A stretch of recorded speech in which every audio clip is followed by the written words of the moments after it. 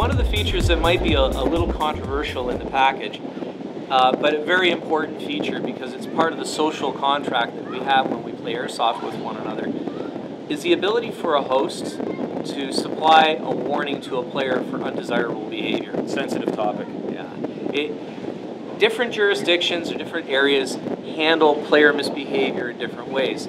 Our model is primarily a Canadian model, but we think it's applicable across the world, and we'd like to share it with you.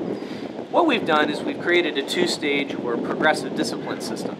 What happens is if you have a player who comes to your field and behaves in an undesirable way, but it's borderline, it's something that you think is correctable if it's communicated, you can provide a warning.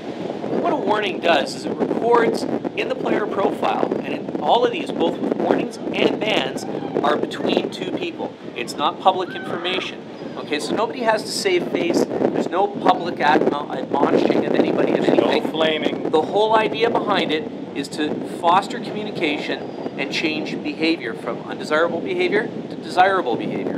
And that's part of what a mentoring process is, and that's what we're trying to do here. Because that process makes airsoft games awesome. Now the warning system, what it'll let you do is when a player comes along and tries to join your game, if you've issued them a warning, it pops up on the screen and tells them, hey, you've been issued a warning by this host. Remember this warning. If there continues to be a problem, it may lead to a ban.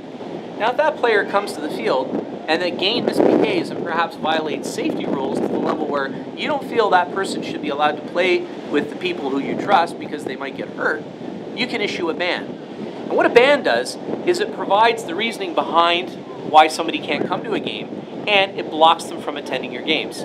So as a host, if you host a future event and you have a ban on somebody and they try to go and join that event, it's going to block them and tell them why they're not allowed to come to the event. Now, bans can be lifetime, or they can be 30, 60, 90, 180 days.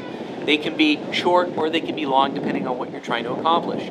But what's really important is that in this entire process, we really encourage communication between the host who's done the banning and the player who's been banned, so that the whole idea is that we get a change in behavior from undesirable to desirable, and we don't lose somebody potentially in our community who wants to play airsoft. It's all kept within the system. There's no public shaming. It's between two people and the problem is worked out. And the real benefit to this that we see is that we have more people playing responsibly because there's a feedback system that doesn't necessarily happen right now.